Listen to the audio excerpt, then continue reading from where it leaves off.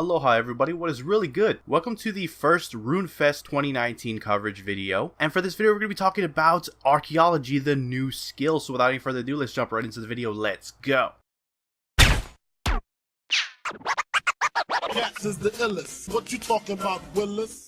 Alright guys, before we get started, just bear with me. I'm going to be very busy trying to pump out these videos in the next coming days, but I will be covering everything that was revealed at RuneFest in due time, so just bear with me. So first off, the new skill's been revealed. It is Archaeology. We're going to jump into exactly what that means, how it's going to function, etc. So first off, this skill actually behaves as both a gathering and a manufacturing skill, in where you're going to be digging up old ruins and uncovering different artifacts, and then putting those artifacts back together. With this, we're gonna get 5 new areas for you to dig your teeth into with this skill. So let's talk about how the skill functions first. Specifically talking about the gathering part of the skill, you're going to be doing mainly excavating. You're going to be using your new and upgradable pickaxe-like tool, the Mattock. This is where you're going to be earning your first bits of XP in the skill. So you're going to be finding these excavation hotspots at dig sites and uncover key materials from lost ages. This part of the skill will borrow much from the mining rework, in that there's no competition between players, but you'll all be interacting with the same hotspots. And occasionally different hotspots will be more worthwhile, causing you to hop around much like Rockertunities. Moving over to the manufacturing portion of the skill, occasionally as you excavate, you're going to be finding these damaged artifacts. Now these are the bigger treasures. These are the things of significance from the lost ages. Initially, you're going to find them in a broken state and they're going to need repairing. This is where the materials that you got from the gathering portion of the skill come in place. These materials will help you fix the artifacts themselves, and the materials that are used to fix them are tradable, so there is potential for making money in the excavation portion of the skill. Anyways, fixing these artifacts, repairing them, is going to give you large chunks of XP, and seemingly is where the bulk of the training is going to come from. Again, that's just still early stages, so it's hard to really tell, but that's what it seems like. The next thing I want to talk about is the dig site near Varrock. They recently updated this right before they did Anachronia. This is going to be your archaeology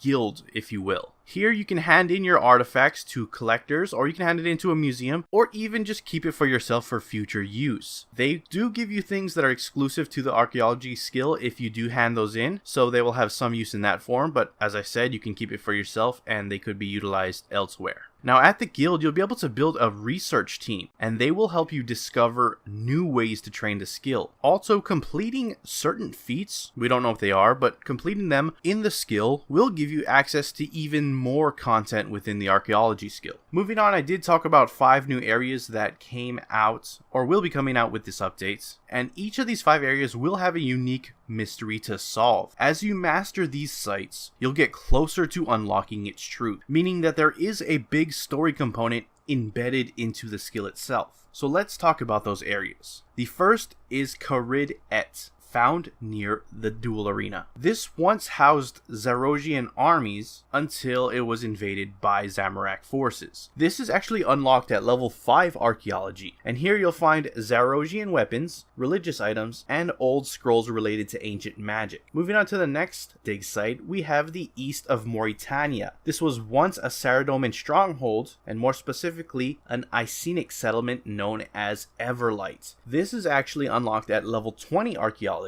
The key feature is this towering lighthouse that has dimmed over the ages, but you're tasked to finally extinguish the lights and uncover the truths behind the Icenic race.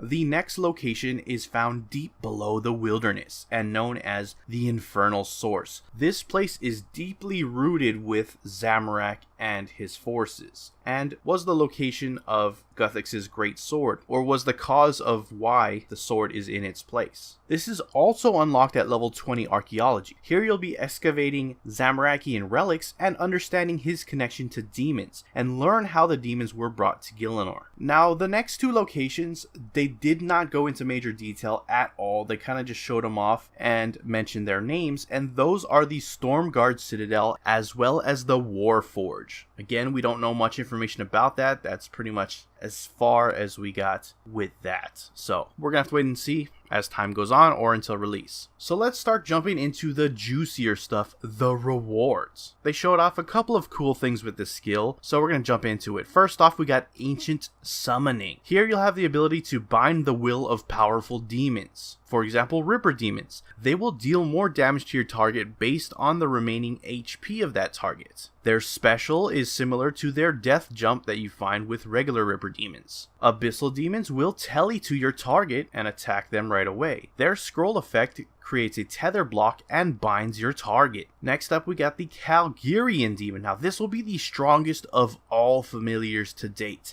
and its scroll effect will give you and your party a critical strike buff. Shifting gears, we have new different devices and perks that come with Archaeology. First off, we have the Ancient Gizmo. This is used to unlock all new perks. The interesting thing about the Ancient Gizmo is that it uses all 9 slots in the Gizmo creation screen, so you can create unique combinations that were never made possible with these new gizmos. Next up, we have the XP Capacitor. This item will take item XP that you get when you're leveling something in Invention and fills up the capacitor to an extent. Then the capacitor can be given to another player. That player will gain double item XP until the capacitor is depleted. Next item is the Kinetic Dynamo. This creates divine charges by running around or using your Surge ability. Once it's used up, it spits out all the available divine charges and then breaks, seemingly either to dust or you'll have to repair it. The next thing that they showed off is Boosted Tools. This is pretty straightforward, but you'll be able to create more powerful versions of like the Fish-O-Matic, the Hammertron, etc., and they will act as level 80 tools as opposed to level 70 that they do now. So that will be very interesting and useful to say the least. Moving on, we have even more interesting things known as relics. Now these are powerful items from RuneScape's history. What they will do when you achieve them, unlock them, whatever the case may be, is they will give you permanent, powerful passive effects that are always active on your character. You can choose between 3 active perks at any given time. They said there's about 20 of them, but they've only given us 2 of them, and they are Abyssal Link, which allows you to cast tele spells without any runes, but you don't get XP, and then Slayer Intraception, which when given a Slayer task, you can choose between either the maximum or minimum amount of that creature for that task. The next thing showed off was powerful weapons that can be found with this skill. We don't know much about the weapon that they showed off, but they will be in a broken state, just like the artifacts, and have to be repaired and restored. This particular item shown off on screen is the Spear of Annihilation. I know nothing about its tier or its damage capacity, anything of that sort, but just know that powerful weapons will be unlocked through the skill. So that's pretty much it, the gist of the skill itself. As we wind down, I just want to cover a couple of interesting things. This is actually not going to be considered an elite skill. It will be available to everyone, but it does go to 120 like Slayer or Dungeoneering.